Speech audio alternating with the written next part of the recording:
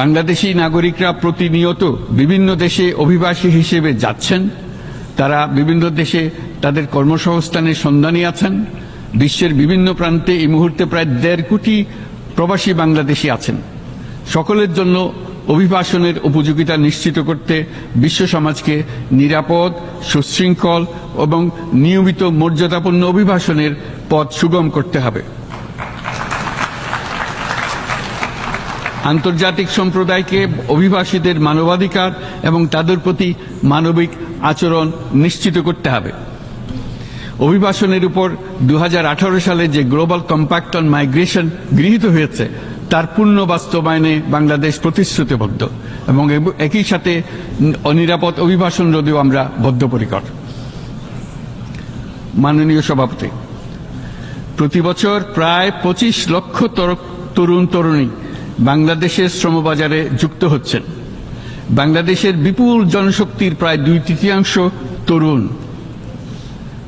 এই জনশক্তিকে বর্তমান ও আগামীর জন্য গড়ে তোলা বাংলাদেশের জন্য একটা বড় চ্যালেঞ্জ। ক্রমপরিবর্তনশীল কর্মজগতে একজন তরুণকে প্রতিনিয়ত নতুন দক্ষতা অর্জন করতে হয়। এই কর্মপরিবেশের সাথে মানিয়ে নেওয়া শিখতে হয়।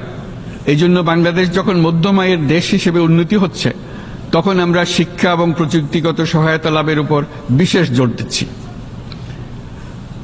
এবার কৃত্রিম বুদ্ধিমত্তার বিষয়ে আসি।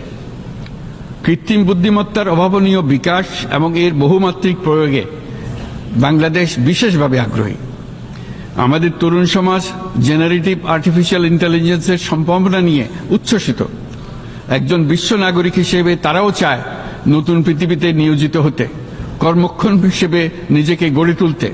বাংলাদেশের মতো বৃহৎ তরুণ জনগোষ্ঠীর দেশ যাতে কৃত্রিম বুদ্ধিমত্তার প্রয়োগজনিত অর্জিত সুফল থেকে পিছিয়ে না পড়ে, বিশ্ব সম্প্রদায়কে তা নিশ্চিত করতে হবে। একই সঙ্গে নিশ্চিত করতে হবে যেন কৃত্রিম বুদ্ধিমত্তার কারণে কর্মক্ষেত্রে মানুষের চাহিদা ক্রমাগতভাবে সংকুচিত হয়ে না যায়। এই প্রসঙ্গে আমি উল্লেখ করি যে আমরা ভিন্ন একটা ইন্টেলিজেন্স, অটোনোমাস ইন্টেলিজেন্স, অর্থাৎ যে কৃত্রিম বুদ্ধিমত্তা নিজেই নিজের কৃত্রিম বুদ্ধিমত্তাকে সম্প্রসারিত করতে পারে মানুষের কোনো হস্তক্ষেপ ছাড়াই, তার ব্যাপারে আমরা বৈজ্ঞানিকদের দৃষ্টি আকর্ষণ করতে চাই। তারা যেন এই ক্ষেত্রে অগ্রসর হওয়ার আগে মানুষের উপরের প্রভাব সম্বন্ধে নিশ্চিত হয়ে অগ্রসর হন। আমাদের ধারণা অটোনোমাস ইন্টেলিজেন্স মানুষের অস্তিত্বকে বিপন্ন করে তুলতে পারে, কাজে এই ব্যাপারে আমাদের সম্পূর্ণ সজাগ থাকতে হবে। মাননীয় সভাপতি, আমাদের আসলে দরকার নতুন ধরনের সহযোগিতা কাঠামো, যেখানে বৈশ্বিক ব্যবসা ও জ্ঞানের অধিকারী গোষ্ঠী মানুষের চাহিদাগুলোকে যথাযথভাবে অনুধাবন করবে। আন্তর্জাতিক সহযোগিতার মাধ্যমে উন্নয়নশীল দেশগুলোর জন্য এমন একটি রূপান্তরকারী ব্যবস্থা তৈরি করতে হবে যা কর্মসংস্থান, আর্থসামাজিক প্রতিকূলতা বা জীবিকার জন্য যুৎসয় সমাধান নিশ্চিত করবে। মাননীয় সভাপতি, আমাদের প্রচেষ্টা, সক্ষমতা এবং সম্পদ একত্রীকরণের মাধ্যমে সকলের সামর্থ্য, উদ্ভাবনী শক্তি এবং সমৃদ্ধিকে কাজে লাগাতে হবে।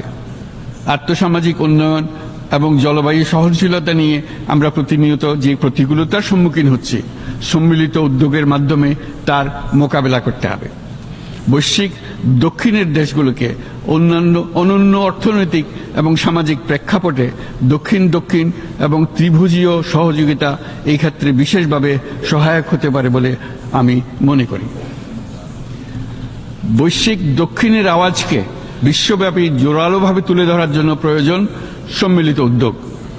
সেই জন্য বৈশ্বিক এজেন্ডা প্রণয়ন ও বাস্তবায়ন নিশ্চিত করতে বৈশ্বিক দক্ষিণের দেশগুলোর মতামতকে যথাযথ গুরুত্বের সাথে বিবেচনা করতে হবে। জনাব সভাপতি, কোভিড অতিমারির অভিজ্ঞতায় আমরা দেখেছি জনস্বাস্থ্যে ব্যাপক বিনিয়োগ কতটা গুরুত্বপূর্ণ হতে পারে। বিশ্ব স্বাস্থ্য সংস্থায় বৈশ্বিক অতিমারি চুক্তির চলমান আলোচনায় বাংলাদেশ নেতৃত্ব প্রদান করে চলেছে। আমরা চাই কার্যকর আন্তর্জাতিক সহযোগিতা, জনস্বাস্থ্য ব্যবস্থায় অর্থায়ন, প্রযুক্তি হস্তান্তর, গবেষণা ও উন্নয়ন, ভ্যাকসিন থেরাপিউটিক্সের উৎপাদন, বহুমুখীকরণ এবং সকল ভ্যাকসিনকে মেধাস্বত্ব অধিকার মুক্ত ঘোষণা করার ব্যাপারে ঐক্যমত্য গঠন। অসংক্রামক রোগসমূহের বিরুদ্ধে লড়াইয়ে এই বিষয়গুলি অত্যন্ত গুরুত্বপূর্ণ। জনাব সভাপতি, এবছর আমরা জাতিসংঘের সাথে বাংলাদেশের অংশীদারিত্বের সুবর্ণ জয়ন্তী উদযাপন করছি।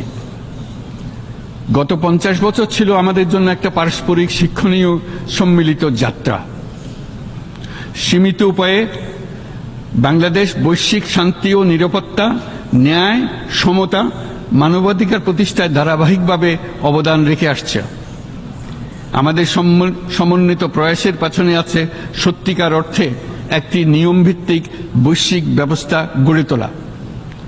এই প্রসঙ্গে উদাহরণ হিসেবে আমি স্মরণ করছি 1999 সালে জাতিসংঘ সাধারণ পরিষদে ক্ষুদ্র ঋণের উপর গৃহীত রেজুলেশনের কথা। সেই সময় জাতিসংঘ 2005 সালকে ইয়ার অফ মাইক্রোক্রেডিট ঘোষণা করেছিল, যার ফলে ক্ষুদ্র ঋণ বিশ্বব্যাপী সম্প্রসারিত হবার সুযোগ পেয়েছিল। একই সময়ে বাংলাদেশের উদ্যোগে গঠিত হয়েছিল ফ্রেন্ডস অব মাইক্রোক্রেডিট। 2001 সাল থেকে সাধারণ পরিষদে কালচার অফ পিস সংক্রান্ত বাৎসরিক যে রেজলিউশন গৃহীত হয়ে আসছে, বা নিরাপত্তা পরিষদে নারী, শান্তি ও নিরাপত্তা সংক্রান্ত যে 1325 নম্বর রেজলিউশন গৃহীত হয়েছিল, তা বাংলাদেশের বিশ্বজনীন উদ্যোগগুলোর প্রতিফলন এবং অবদান। মাননীয় সভাপতি, আজ এই মহান বিশ্বসভায় বিশ্ব নেতৃবৃন্দের উপস্থিতিতে প্রতিধ্বনিত হচ্ছে শান্তি, নিরাপত্তা, ন্যায় বিচার প্রতিষ্ঠা এবং সম্পদের সুষম বন্টনের মাধ্যমে সকলের অন্তর্ভুক্তি নিশ্চিত করার আহ্বান। সদস্য রাষ্ট্র হিসেবে আমাদের প্রত্যেককে আজ গভীরভাবে অনুধাবন করতে হবে কিভাবে আমরা নারী, পুরুষ সকলের জন্য ও আগামীর দিনগুলোতে উদ্যোক্তা হবার সমান সুযোগ সৃষ্টি এবং তাদের ক্ষমতায়ন নিশ্চিত করতে পারি। সকল বৈশ্বিক সমস্যার সমাধানের জন্য আমাদের সবার হাতে যথেষ্ট সক্ষমতা, সম্পদ এবং উপায় রয়েছে। আসুন আমরা জাতীয় বা আন্তর্জাতিক যেসব প্রতিশ্রুতি দিয়েছি তা বাস্তবায়ন করি এবং অর্থনৈতিক ক্ষেত্রে সামাজিক ব্যবসার ধারণা প্রতিষ্ঠিত করে সকল প্রকার বৈষম্য ও অসমতার অবসানে ঐক্যবদ্ধভাবে আমরা কাজ করি। বাংলাদেশের তরুণরা প্রমাণ করেছে যে মানুষের স্বাধীনতা, মর্যাদা ও অধিকার সমুন্নত রাখার অভিপ্রায় কোনো উচ্চাভিলাষ নয়, বরং এটা সকলের নিশ্চিত প্রাপ্য। আজ এই মহান সমাবেশে আপনাদের উপস্থিতিতে শান্তি, সমৃদ্ধি ও ন্যায় বিচার নিশ্চিত করতে আন্তর্জাতিক, আঞ্চলিক এবং জাতীয় পর্যায়ে বাংলাদেশে তার ভূমিকাকে ক্রমাগতভাবে জোরদার করার নিশ্চয়তা দিচ্ছে। আজ আপনাদের সবাইকে শুভেচ্ছা জানাচ্ছি, ধন্যবাদ জানাচ্ছি।